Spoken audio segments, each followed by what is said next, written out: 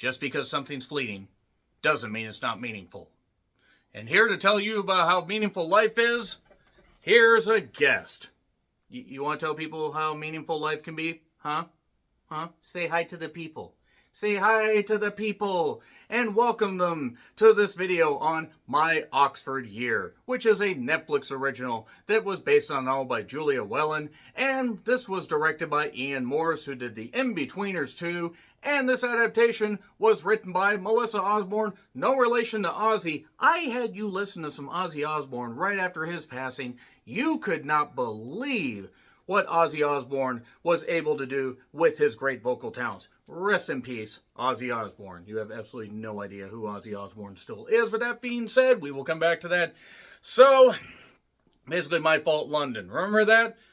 Continuing the My Fault movies. Apparently, there is not the San Andreas fault. It's just whoever my is. It's my fault, London. But that being said, Melissa, not related to Ozzy Osbourne, I assume, ended up basically, doing part of the writing because you also had Allison Barnett, who would do movies such as Autumn in New York, as well as Ask Me Anything, which has one hell of a goddamn poster, I'll say that much. Yeast of Love, I think that's what it was called, and Underworld Awakening. Yeah, I told you also about the Underworld movies, and you just could not believe that they got that much material, but I kept telling you Kate Beckinsale in a leather catsuit. And you didn't care because you're a dog. This is Parker, by the way, for those that are new to the channel. You might have seen him on a couple videos. He's a new puppy that, well, he's been here for about a year and a half. And there we are, just over a year, actually. You've ingratiated yourself just fine here. But when the people are away, I must dog sit. There's no dogs in this other movie, by the way, but I'm just bringing him on because he gets nervous being away from people. So, Sophia Carson, who is in Carry On, which wasn't really all that great, plays Anna. Anna, who had a dream of basically attending Oxford University in a movie called My Oxford Year. Boy, those are some great goddamn details I never would have guessed. And she takes a year away to just study Victorian-era poetry at Oxford University, where we earn our Toon degree. The teaching staff's been laughing since 1733. They're tiny, they're toony, they're all a bunch of British loonies. Wait, no, actually the loony is something that was in Canada. But let's join the fun, and now the fun is done. So anyway, I'm just trying to get him on camera as much as possible. Maybe he'll get used to this. So basically, Anna ends up meeting the guy Jamie, played by Corey Melchreest, however the hell you want to say that. Melchreest. It's a very weird name. Basically, he takes over teaching, and they end up falling in love, and then a curveball is thrown about halfway through. That's pretty much it right there. There are other people there introduced on this particular thing. Let me just consult my notes. Jamie's dad, by the way, is played by Dougray Scott. At least he did better than the last Netflix original I saw him in. Catherine McCormick plays the mother. I still wouldn't have abandoned you, Catherine McCormick, and 28 weeks later, I still wouldn't have abandoned you. Let me love you, Catherine. Moving on. We also get the guy that was, Turtle Nut in How to Train Your Dragon, which you'll recognize him. He plays Charlie, and then you have Esme Kingdom, which is a strange name for a Victorian-era kingdom. Oh, wait, that's the name of an actress.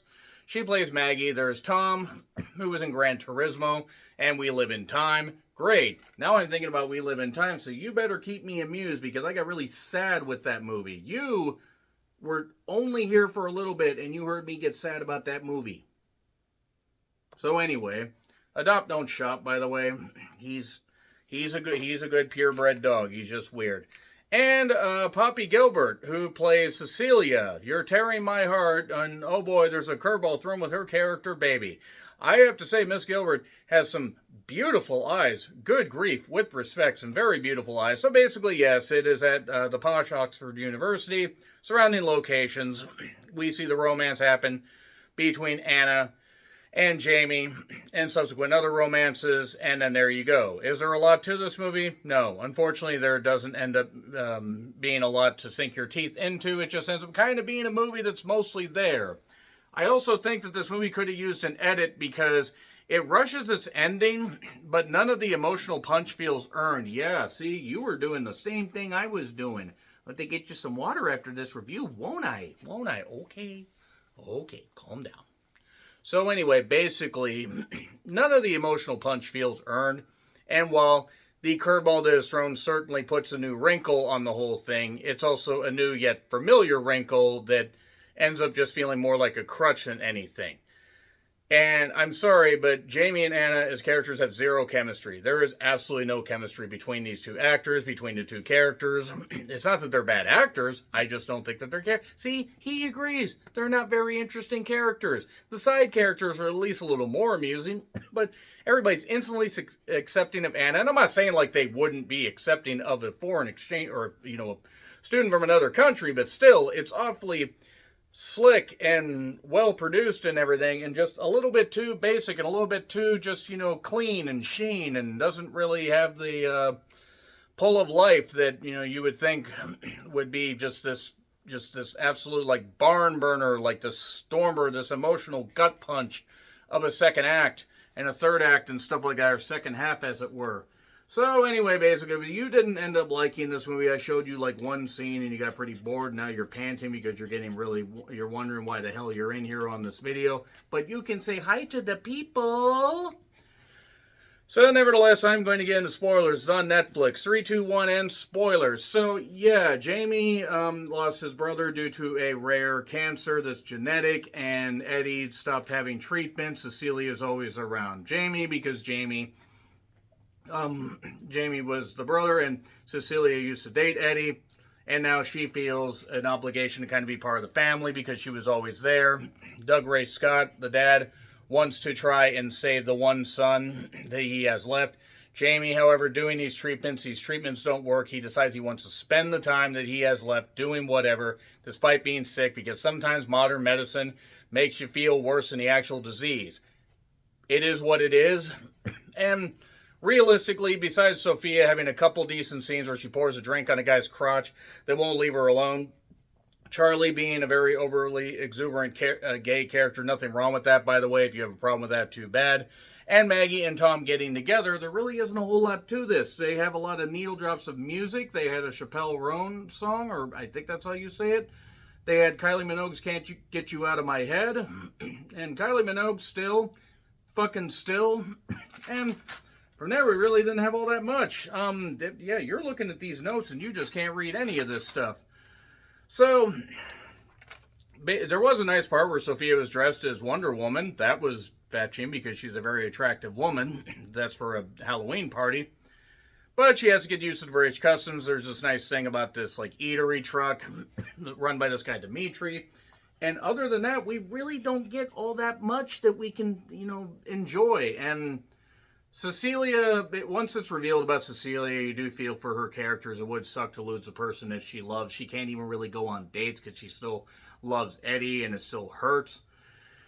And yeah, that's about it. About halfway through, we see that Jamie, the reason that he's kind of been so distant is he gets these medical treatments. Even though he's supposed to be her professor, they fall in love. And yeah, it's kind of weird that they would do that. That's kind of highly illegal. I explained this to you, and you didn't understand.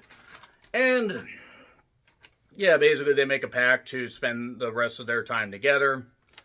There's a thing where Jamie talks about building model cars with his brother and his dad. And then the strained relationship with the dad that eventually does lead to his dad realizing, if my son does want to go and doesn't want to suffer, that's fine. But it sucks losing a kid. No parent should have to bury their child, in all honesty. And yeah, they dance, they have fun. He has his medical episodes. He had talked about, going like on this tour to like Amsterdam, the red light district of Amsterdam, going to this church and going on the gondola and everything in Italy and doing a whole bunch of stuff. And basically, she's going to make the decision to stay. He kind of tells her he doesn't want her to waste the remaining time she has. And then her mom's not necessarily so certain about this, but says, can't change your mind. All this happens really goddamn quickly. And then they have a nice party, her birthday party, all that. But then he has another medical episode, has a pneumonia. His immune system's weakened, doesn't have a lot of time left. His dad says, if he doesn't want to continue the treatments or try other treatments, we can't force him. And then, yeah, he ends up, they spend like the morning together and they talk about going on the trip. And they're going on this trip and everything's good and they're all happy and they're whatever. They're just enjoying all this time going across Europe, and then it's her.